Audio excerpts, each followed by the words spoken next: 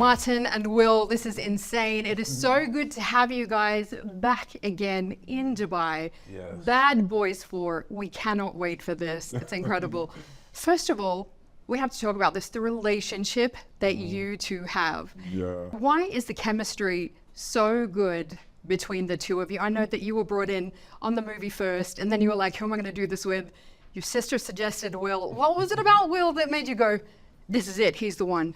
Well, Will's the best salesman out there, and he knows how to sell himself. Yeah. And when we had a dinner, and after 5 minutes of talking to Will, I knew he was the one. Yeah. I was like, and it was the best choice I made, because we're here, fourth one, franchise. That is so rare, though, that you get this iconic duo that happens like this, and just bringing the energy every time. How do you keep the spark alive? I feel like I'm asking like for, married couples here. How do you keep the spark alive? What is it about you two that keeps it up? Is just so nice. He treats me so good. She treats me so good. It's the thing about chemistry. You can't buy it and you can't fake it, right? It's like two people either gel or they don't, and it doesn't have anything to do with quality of acting or anything. It's like there's a magic thing that when you see us on camera together, it just makes you go, you just feel like something fun is about to happen, and it's a gift from God, and we will celebrate it on camera as much as y'all want to see it. I know, 30 years in, it's insane because you don't get that iconic duo happening again and again and bringing it every time. But how close are the two of you to your own characters? Because you're so different on screen, but how close is that to how you are in real life? I'm probably more closer to my character because of the family element. Are you spiritual like that as well? Yes, I am. Yeah. Yes, I am very. That's a big thing. And I'm very different. Mike Lowry is who I wish I were, right?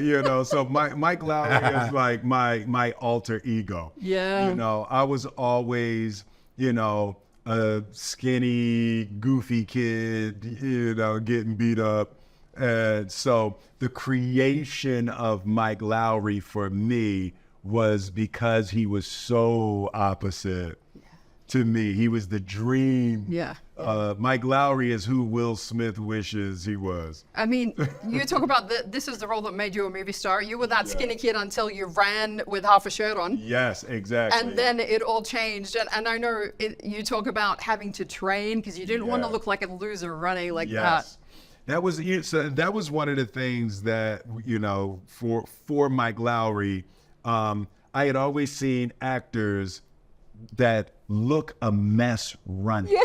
Right? And I'm like, come on, don't run. You're on camera. You knew you were going to have to run. So, I trained with the UCLA track coach for Bad Boys because I wanted to look good running. I told him, I want to look like Carl Lewis.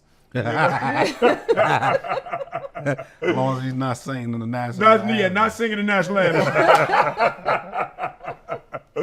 And that's exactly what happened. But, the beautiful thing, there's this evolution that happens between the movies. Bad Boys 3, when we see Bad Boys for Life, when the captain's talking to you and he's like, where are you going? Yeah. Where are you going? It's like that thing of, are you being dragged by your insecurities or are you being driven by purpose? And it's kind of like this thing that really stops you in the movie. You're like, I'm here for a good time, but then I get this. And, and even, for Marcus's character, there's this beautiful evolution going on. So I'd love to put that to the two of you. Are you being dragged by your insecurities or is it purpose that makes you successful? Because this is a question for all of us. I think it's purpose. Yeah, for sure. I believe it's purpose. Yeah. We're always trying to sneak an idea into the center of a popcorn movie.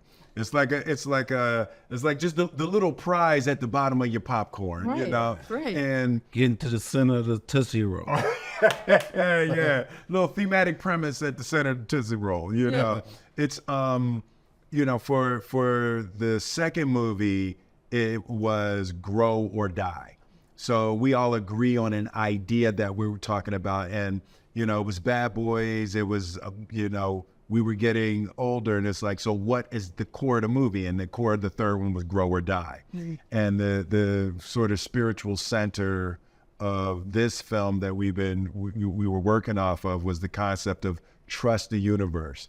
You can't force it. And Mike's character is trying to force it, and Marcus's character has a spiritual awakening, so he's out in the world in full trust of life. Oh, and you see that in Bad Boys for Life as well. But you know, the dialogue is absolutely insane. When we talk about the introduction of Reggie, that was died. But then Cinema gold. Cinema Gold. And then you have moments like in Bad Boys for Life where you're like hanging by a thread and you're trying to pull him up out of the fire.